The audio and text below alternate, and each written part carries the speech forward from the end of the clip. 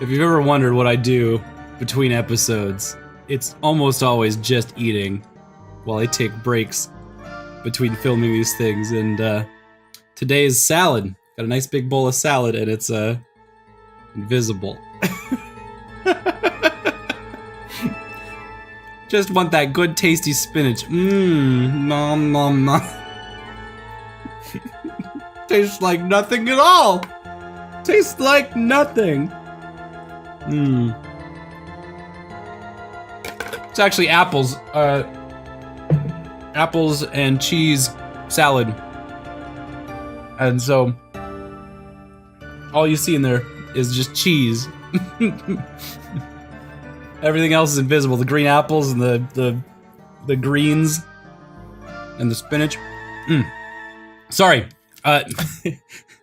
Just thought that was really cute. Speaking of cute, welcome back to Solon Face. That's right, I'm the cutie. Not these guys. They don't know nothing about being cute, because it's all about me. When we last left off on Arcade Spirits, we got to know Teo, we got to know Percy, and that rounded out the whole cast.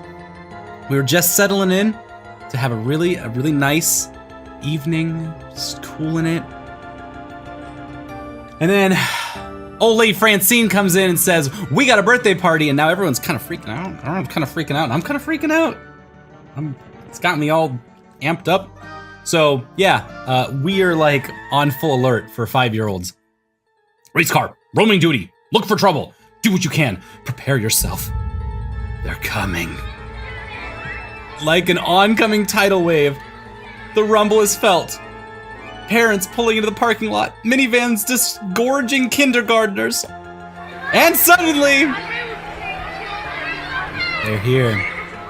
They're here. I like the little fox shirt, it's cute. An explosion of small humans rushes the doors, bursting into the arcade before scattering every which way. Even before any of them can get tokens, they're grabbing joysticks, mashing buttons, eager to get their game on or just pretend to be playing. The crew assumes battle stations. Naomi by the fragile pinball machines. Ashley near the door, trying to distract the incoming kids to greet them. Gavin, armed with pre-stacked $10 rolls of tokens, quickly exchanges them with the adults, beats waiting in line at the change machines. As for the pro gamers, well, Queen Bee and Teo's friends bolt for the exit, abandoning them, keen on getting out ahead of the surge of kiddies, I guess. Oh no, Queen Bee was just setting up for a stream too.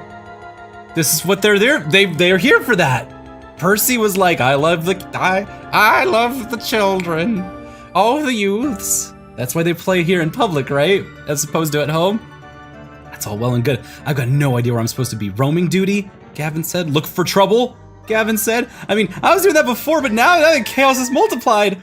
For a few minutes, I'm like a pinball being bounced around, or like the frog that crosses the highway of traffic and does the jumping on the lily pads. Anyway, I spot 3 possible problems on the rise, and race car, professional floor attendant, is ready to attend to the 3 of them. What do we tackle first? I may not be able to deal with all of them in time.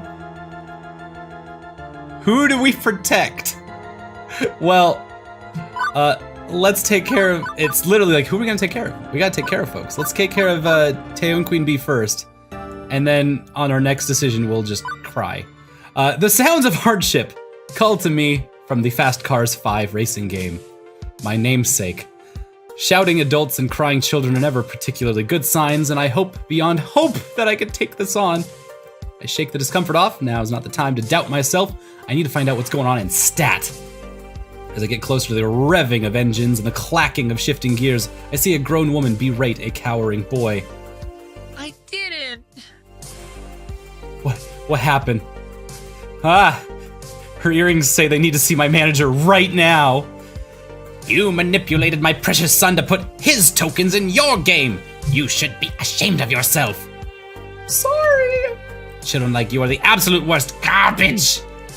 Ma'am, keep your voice down. There's no need to shout. And a child, no less. What's going on here? This jerk of a boy told my sweetest beyond sweet Josh that he should put in his own tokens into the racing game so he could play it for free. Josh earned those tokens from his own allowance, and I won't let some devil child steal his money. Let's just take a moment to calm down, okay? Before I say anything else, I spot Queen Bee and Teo out of the corner of my eye. Queen Bee looks infuriated, and Teo has buried his hand in his face. Actually, they might have some insight. The racing games are right next to Showtime stage, and Teo probably had a good vantage point of the whole thing. And just by the way, Queen Bree's brows are furrowed. I could tell something is not sitting right with her. I could ask one of them for help, or I could try to solve this one by myself.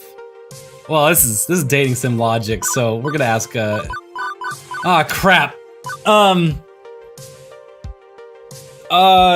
God dang, so I want to ask both of them, but okay. So dating sim logics, I would love to go down Teo's route. I think that would just be delightful and fun and wacky, and we could get into all sorts of fun hijinks. But also, I kind of want to watch Queen Bee kick this lady's ass. Is that bad? Does it make me a bad person? I want to consult Queen Bee on the situation. All right, fine. Since Queen Bee has become consumed by rage, I bet she knows what's really going on here. Hey, come here. I attempt to reach out to her for guidance. Ma'am, I know you're upset right now, but I think that... Yes! That lady? That one right there? That's a no good piece of shit. Nope, not helping. This is in fact the furthest away from helping I could have ever envisioned. Kid runs away to avoid the loud people as I try my best to defuse the situation. That boy did nothing wrong. Nothing! Excuse me! How dare you! There's no way I'm getting a word in between these two.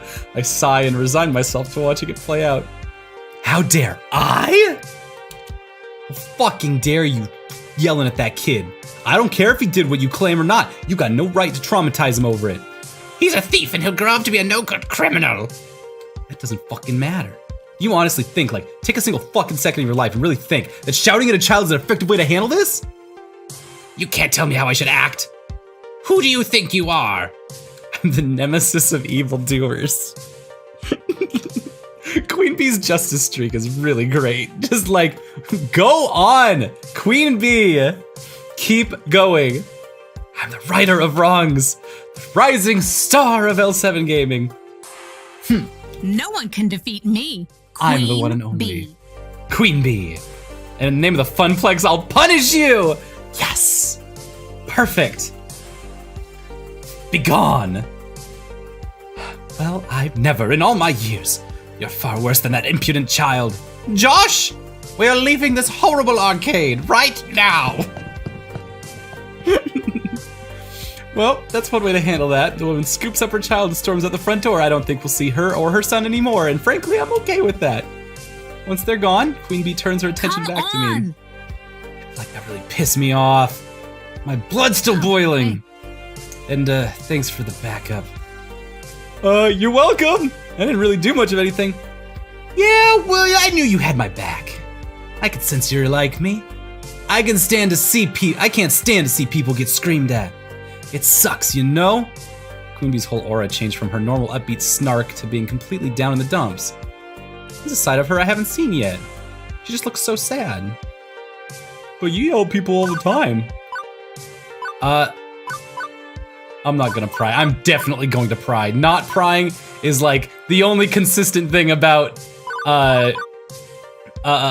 race car drift at this point is just prying. We're here to pry. Hey. No, it's really none of my business, but I feel I should ask about this. Looks like the incident hit her hard. Hey, everything all right? It's okay, you can tell me. I've been working here for almost 6 hours. Maybe 5.5. She pauses for a second before her normal smile creeps back on her lips. Seriously, I'll be fine. I just don't like seeing adults treat kids like their future's nothing. Like they'll be worthless stains on society. I had a lot of people tell me I could never be a professional gamer. I should quit daydreaming. I say fuck those people. Don't let anyone tell you who you are. Thanks. But hey, thanks for asking. I appreciate it, kid. Whoa, whoa, whoa! Double up, double points. I like that. You should go check on that boy. Boy, I totally forgot. You're right. I am right. Thank you. Now, if you'll excuse me, I need to try to squeeze in a few more matches before quitting time. I'm out, kid. Maybe takes one more moment to triangulate the safest path back to Fist of Discomfort through a sea of children. Hey, kid. Sorry about all that. Are you gonna be okay? I think so. I didn't do anything. The other kid, he just came up out of nowhere and dropped his token in my slot. After I lost, I got off the game and offered it to him, and he just ran away. And that woman approached you and started yelling. Well, if it's any consolation, Bad Lady's gone. I don't think she's ever gonna come back. Especially after the way Queen Bee burned her. Boy cheeks still streaked with tears let a smile spread on his face. Thank you, and tell him the other lady thanks for sticking up for me too. Right. Alright, we've sorted something out, I think. The other two situations are about to spin out. I only got time to deal with one of them. Okay, that was very fun. Two kids are fighting over a box of cupcakes near Naomi and Ashley. Food. A little girl crying over stolen tickets near Percy and Gavin.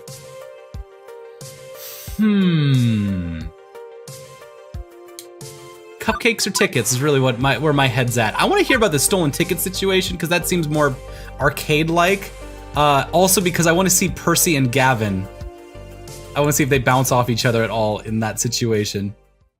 I weave my way through the waves of children towards the skee ball machines. One little girl sitting at the end of the skee ball ramp, crying. Everyone's crying in this place. It's this joyful haven. A castle built of emotions. No parent in sight to settle her, so the task falls to me. This is my silicone castle of emotions. Just steel balls and metal flippers. I'm guessing I should be more cautious about this sort of thing, what with the lawsuit happy parents lurking over by the vending machines, ignoring their kids, but floor attendant Racecar decided to take the case. Hey, my name's Racecar, and I work here at the arcade. What's wrong? Can I help? Her sobbing stops as she looks up at me. I lost my ticket. Someone stole it from me. I played and won a bunch of them, and then I put them down, and I was talking to a friend, and now they're gone. Glance around, but in the sea of kids, it's impossible to tell who the thief could be. I don't even have any more tokens to play with. I spent them all on skee ball. My tickets are gone. All right, figure this out. I don't have a lead, but maybe there's a witness to the crime. Percy would have had a good view of the redemption game area, based on where Moopy's positioned. Gavin has the ticket desk, a veritable crow's nest for the whole arcade. He could have spotted something, or I could just do something about it. Give the kids some replacement tokens from my own stash, or Gavin see where the tickets went, or he'd at least know what to do via arcade policy. I'm gonna go down Percy's route, A, because I really want to hang out with Percy a whole lot. Sorry, Gavin. Also, B, I could hang out with Gavin though. I don't know, I don't really want to deal with this bureaucratically, if you know what I mean. Why would I ever want to deal with anything bureaucratically? I'm a piece of shit. Here, let's go solve a crime by ourselves. Don't worry, I'll get your tickets back one way or another. I will create justice in a space where the bar could not be lower. Really, Mr. Racecar? Wait right here. I'll be back in a jiff. Walked up to Percy, tapping him on the shoulder to get his attention. Sorry to interrupt. That girl in the pink over there, someone stole her tickets. I was hoping you saw something. Frowns a little, looking slightly embarrassed. Sorry, love. I've been pretty deep into this run. Wasn't exactly paying attention. Poor girl. Ruffians absconded with her tickets. Yeah, well, I can't exactly expect you to babysit. I'll just go check with Gavin. No need for that. This obstacle can be removed rather readily, and perhaps be an object lesson as well. He steps away, letting his extra lives croak one by one. Something more important has clearly captured his attention. Name's Percy. You say you need tickets? I wanted to get the colored crayons. 50 tickets if I recall, tall order, but certainly achievable. Let me show you the best way to reach your goal. He leads our little group a short ways over to the game of colorful spinning lights. Skee ball, even when played well, has an unexpected value of 4 tickets per token. But this game has an EV of 8. If you're 10 if you're sharp enough. As the lights whir up, he snaps out and pushes the single control button with perfect timing, capturing the light ring between the 2 pink goalposts. This is the lights and the spinning and the push of a button and it does the thing. 12 tickets come streaming out of the slot, the maximum possible per token. Here's some tokens. Get started. He produces a short stack of brassy tokens from the ample supply in his pockets. But the girl just sort of stares at the game, confused. This game's really boring. Boring? It's got colorful lights, see, and it pays very well. It's boring. I like rolling the ski balls into the holes. Ooh! Percy, are you about to learn an object lesson? In value? With those crayons, yes, this is the most efficient way to get them. You know, she's not crying anymore. The distraction was enough to crack her out of the feedback loop of despair, I guess. She hands the tokens back, the stack clinking lightly into Percy's open hand. You. Thanks, mister, but I got other crayons at home. I'll just use those. Oh, Percy, my man! Oh, you are so owned. Not exactly cheered up, but not exactly weeping. She mixes back into the crowd to find her friends and play with them instead. Huh. Kid's real grown up. My apologies, race car. Seems I've let you both down. Although I'm rather puzzled by this. If you have a clear and distinct goal, what's so bad about accomplishing it by the most direct means? She's 5. I think she cares more about fun than expected value. My experience with children is unorthodox. I suppose it's best to admit my failure in this moment and move on. Let it ride, but curiosity takes me. Hey, kid's got the spirit of a competitor. Skee ball's more competitive than Stop the Light. Isn't playing Mr. Moopy's Magic Maze fun for you?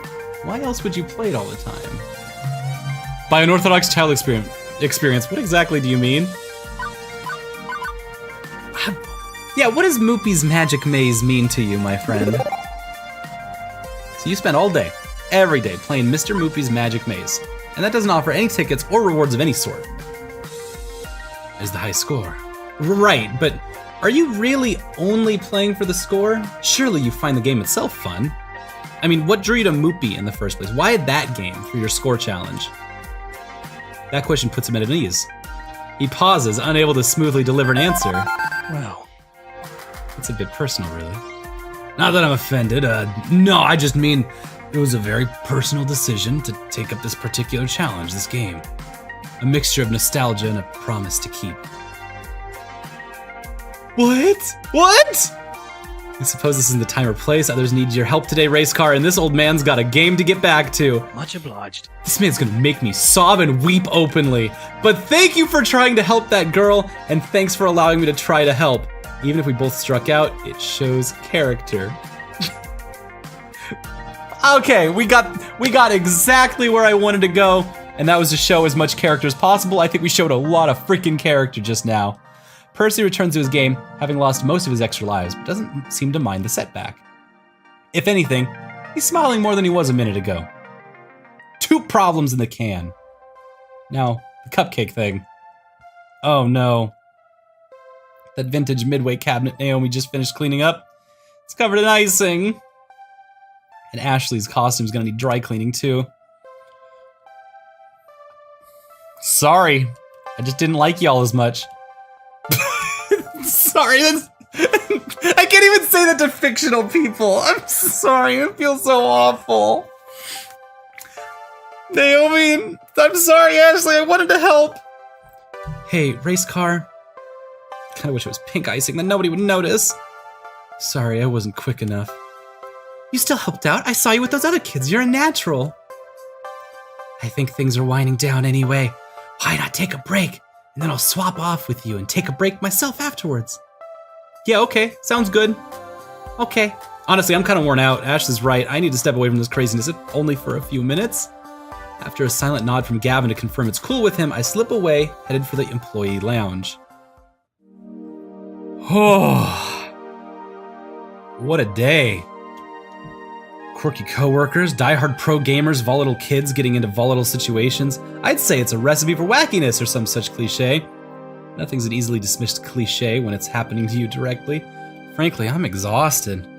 I drop into one of the cheap folding metal chairs in the employee break room, groaning and rolling my head back to try and work the kinks out of my sore shoulders. And I spot an upside down kid. Huh? Oh wait, no, I'm leaning backwards. I sit up and turn around. Huh? Better. Wait, what are you doing back here? Huh? I think he was hoping I wouldn't notice him. Hi. Hi, you are? Mikey. Okay, that's a start. Hi, Mikey. My name's Racecar. So, what are you doing back here? This is an employees only area. Wait, there's a keypad. How did you get in? The guy at the desk dropped this. He holds out a piece of paper with the door code written on it. Huh. All right, Ashley's wild storytelling being more fact than fiction. Just had the door code. Okay, you can't stay back here. I don't see any knives or stabbing implements left out, but it's technically safe. Please don't send me back out there. Well, this is curious. I lean in so we can be on the same eye level. What? Something wrong? You can tell me. I work here. I'm the guy who solves problems. I'm a problem-solving person. No problems, just don't want to go out there. Don't you want to play with your friends? He gives me the most cynical, bitter laugh I've ever heard out of a kindergartner. Ha! Ha! Ha! Ha! I don't got any friends. I don't know nobody here. My family just moved to the city, and before that we lived in another city and one more before that, but I was too little to remember. Mom told me to come to the party anyway, and I didn't want to because she took me anyway, and then she left because she got to work. New kid in town, huh? Still, I should have busted him there and then. Brought him back out to the party where the other parents could supervise him. Should have told Gavin. I should have enforced the rules of the arcade. Okay, kid. I won't tell on you. If you want to stay back here for the rest of the party, I'll keep you company. Thanks. You really won't tell my mom? Nope. Although, won't your mom be worried when she literally looks left and or right and sees that you're not there? It's fine. It's fine. Right, she's at work. She's at work. What? I thought you'd want to make me go. You're an adult like Mom. I wasn't always an adult. I was a kid once. Also, I'm new here. I don't care nothing. I'm the new kid in town right now, in fact. Although, for me, that started happening back when I was 10. Again and again, moving from town to town, school to school, never making any friends, not for years. Mom and Dad kept losing jobs, taking new ones, worse ones. They'd be working all day long, too tired when they came home to do much of anything. After years and years of this, I stopped hoping things would get better. I decided to just take what I could get and go with the flow. What does that mean? It means you don't care. Some things are good, some things are bad, but you don't care. You just do what you have to do without really being sad over it. That sounds sad. You weren't sad? It's sad to never care about anything, right? I guess I was sad. I just told myself I wasn't gonna be sad, even though I really was. And then I bite my tongue hard. The little involuntary trip down memory lane was not helping this kid out. It wouldn't have helped little race car out if an adult did this to me. So instead, I decided to be the adult that little race car would have needed. Let's be the adult that little race car needs. Aliens could attack. This won't beat you, right? You're a tough kid. It won't always be this bad. Life has ups and downs. Your mommy loves you. That's why she works hard. Oh, I really like that one, though. You take the time you need. I'll stay with you. Let's be tough. Life can be lousy sometimes, I'll give you that. But hiding won't fix it. Hiding will just make you stay sad longer. If things are bad, stand up. If you are sad, stand up. You can't let life win. You gotta be the big boy, bigger than that. Ready to go? You gotta be ready to go, that's what he means. What happens when you're playing an arcade game and you run out of extra lives or the boss beats you or the puzzle fills its way to the top? You lose the game? Well, yeah. And then you put in another token and you play again. And each time you stand up to the game, you get better at playing it. That's where you are now, Mikey. Hiding in here. When you've got tokens in your pocket, you can keep playing if you want to. Do you want to keep playing or just hide?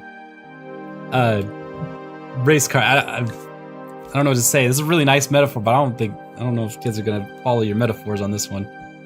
I work with middle schoolers and they're not up on metaphor, but I will fill them with metaphor if I gotta. I'll keep doing it. Maybe it's my tone more than my words, but something stirs in me. I like race car drift. That's exactly how I would deal with the situation. I would just be like, think like you're playing a video game. You know video game. Hey kid, turn my chair around. Hey kid, you know Fortnite? Well, this is just like Fortnite. Anyway, I want to play games. Right, this is an arcade.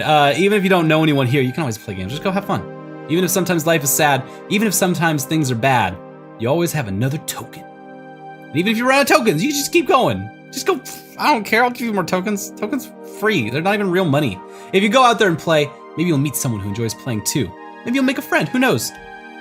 Ready to stand up? Yeah, you ready to keep playing? Yeah! You ready to go out there and have some fun? Yeah! I don't even need to take his hand and lead him out to there. Mike is off like a shot. Go for it, go play some video games. That's what we're here for.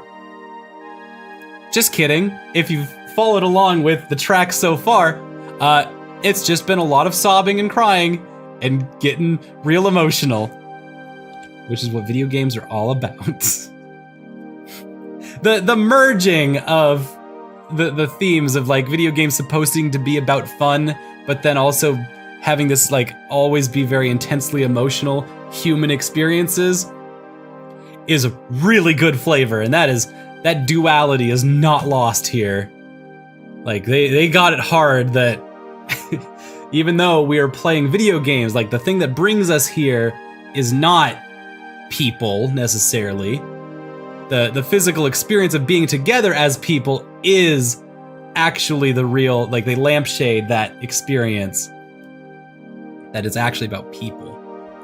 And I like that. I like that a lot. This has been awesome. I'm just beside myself with how much joy there is in this game and how many different kinds of emotions that we can go on the ride that we're following along with Race Car Drift as he peels out constantly down this winding road that he goes on. Thank you so much for hanging out with us, and tomorrow we're gonna get into more trouble. We're gonna talk more about the themes of this game and how they're kind of popping up over time. I love you so much, and we'll see you next time for more Arcade Spirits and more Solon Face.